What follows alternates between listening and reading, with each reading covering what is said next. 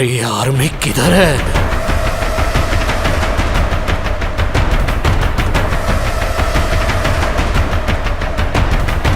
Alright guys, मैंने देख लिया Salaar part 1 cease fire Hindi में और आज हम इसी मूवी के बारे में बात करने वाले हैं।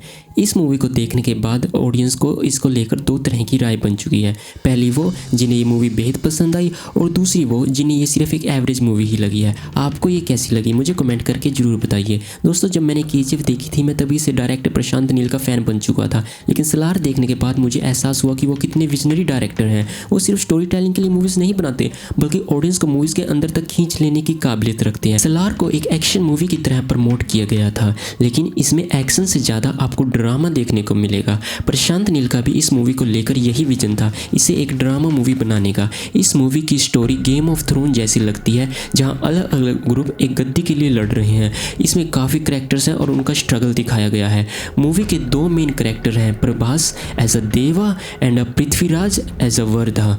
ये कहानी एक इमेजिनेटिव डिस्टोपियन वर्ल्ड में सेट की गई है, जहां पर एक सिटी है जिसका नाम है खानसार और वहाँ अभी भी मोनार्की चलती है।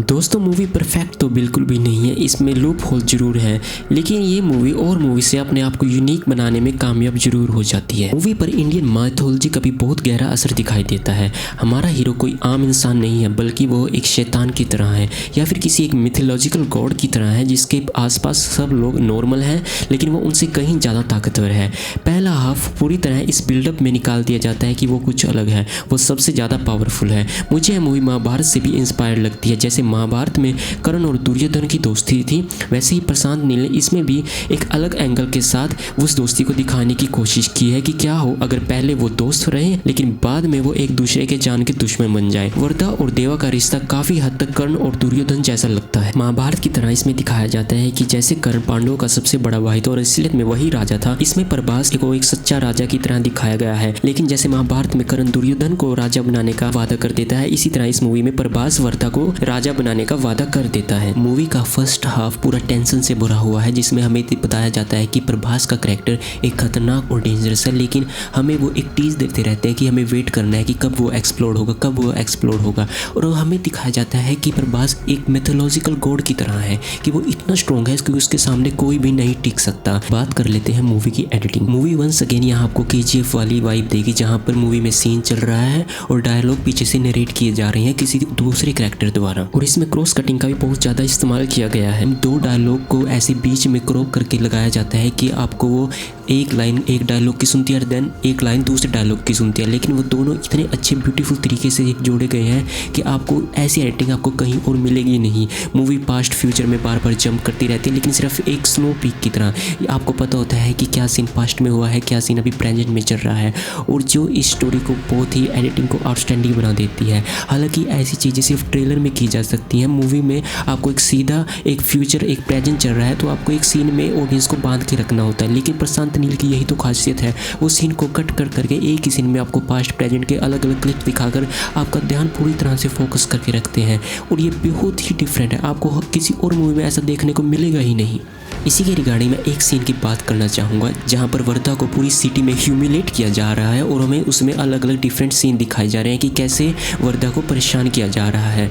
लेकिन एक बार जब वो मोन्टाज लॉस चला जाता है, दूसरी बार उस सीन को दोबारा दिखाया जाता है, लेकिन इस बार हर सीन में हमें प्रभास की दिखाया जाता है, और तब हमें दिखाया जाता है कि पहले कैसे वर्धा एक डेंजर में था, लेकिन जैसे ही वो सीन दोबारा रिपीट करके दिखाए जाते हैं और उनमें प्रभास होता है तो हमें फील आती है कि उसके पास कितना कंट्रोल है, कितनी पावर है। सिर्फ एक इंसान पूरे सिनेरियो को कैसे चेंज कर सकता है। अगर हम डायलॉग राइटिंग की बात करते हैं तो यहाँ पर भी प्रशांत नील की ब्रिलियंस समझ में आती है।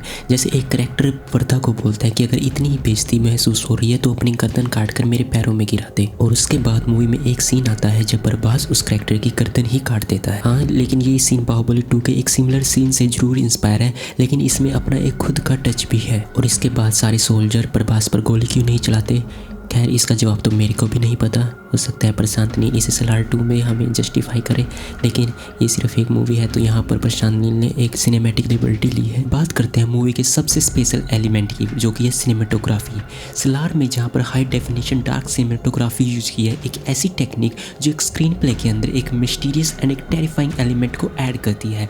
ये सेम तरीके की सिनेमेटोग्राफी आपको हॉलीवुड मूवीज जैसे कि बैटमैन, मैट्रिक्स और टीनेज जैसी फिल्मों में देखने को मिलेगी। इस डार्क चारकोलिश सिनेमाटोग्राफी के कारण मूवी के अंदर एक कंप्रेशन जैसी फीलिंग आ जाती है। जब आप मूवी देखते हो आपको पता चलता है कि आप एक स्ट्रेस्ड एनवायरनमेंट हो, एवरीथिंग आपके ऊपर कंप्रेस्ड कर दी गई है और जिसे देखने पर आपको एक टेंशन क्रिएट होती है, जो मूवी का एक मेन इंपॉर्टेंट लक्ष्य भी था। और इंडियन मूवी में जहाँ पर कलर को ज़्यादा सैचुरेट करने पर ध्यान दिया जाता है, जहाँ पर मूवी को और ब्राइट बनाया जाता है, यहाँ पर प्रशांत नील ने मूवी को एक डिफरेंट अप्रोच लिया और मूवी को और डार्क बनाया और स्पेशल जगहों पर ब्लू एंड ऑरेंज कलर को ज़्यादा सैचुरेट किया, जो कि देखने में काफ़ी प्लेजेंट लगता है। अगर बात करें मूवी के एक्शन की तो मूवी में 3-4 बड़े एक्शन सेट पीसेस हैं, लेकिन मेरा सबसे फेवरेट है इंटरवल फाइट सीन, जहाँ प्रभास श्रुति हसन को बचाने के लिए जाता है।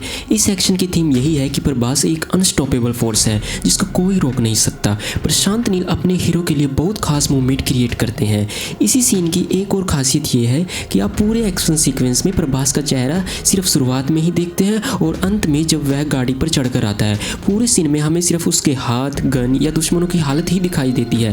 लेकिन जैसे ही सीन खत्म होता है, प्रभास गाड़ी के ऊपर चढ़कर आता है और तब जो वो पूरा एलिवेशन, पूरा मूवमेंट क्रिएट होता है और तब हमें प्रभास का चेहरा रिवील करते हैं। ये इस मूवमेंट की काफ़ी बड़ी हाईलाइट थी और जो सीन मेरा सबसे फेवरेट था, जैसे ही प्रभास का चेहरा आता है उस पूरे सीन में उस सीन को काफ़ी ब्लरी कर दिया जाता है या फिर उसका चेहरा दिखाया ही नहीं जाता। और ये सब इस लास्ट मूवमेंट के लिए जहाँ पर प्रभास गाड़ी चलकर आता है, ये पूरा एक्शन सीन इस मूवमेंट को एलिवेट करने के लिए था और जो कि इस मूवी को एक अलग लेवल पर लेकर चला जाता है। प्रशांत नील ऐसे मूवमेंट क्रिएट करने में काफ़ी माहिर है। उन्होंने ये सब KGF में भी किया था और सलार में प्रभास के साथ भी ये किया है, जहाँ पर हीरो को एक पूरा गॉडली मोड में दिखा दिया है। Okay, so in the end मुझे लगता है कि प्रशांत नील एक बहुत ही अमेजिंग डायरेक्टर है। उनकी स्टोरी टेलिंग की तारीफ करना अलग ही लेवल की बात है। अगर एक साथ 2-3 सीन्स दिखाए हों या टेंशन क्रिएट करनी हो तो उनका स्टाइल अनमैच्ड है। उनकी डायलॉग राइटिंग बहुत ज़बरदस्त है। हाँ, मूवीज़ का एक्शन फिजिक्स के लॉ पर नहीं चलता, लेकिन यही तो गोल था मूवी का कि यह एक सुपर हीरो टाइप कैरेक्टर है। एपिक मूवीज़ में आप हीरो को रियलिस्टिक नहीं दिखा सकते, आपको उसे एग्जैक्ट स्टाइल में ही दिखाना होता है। हाँ, लेकिन कभी कभी एक्शन कुछ ज़्यादा ही ग्रेविटी डिफाइंग हो जाता है, पर ओवरऑल ये मूवी मेरी फेवरेट फिल्म में से एक है। एपिक, इंटेंस और कुछ अलग। बाकी आप लोगों को ये मूवी कैसी लगी कमेंट करके मुझे ज़रूर बताइए। अब मैं मिलता हूँ आपसे अगली वीडियो में, तब तक के लिए टेक केयर।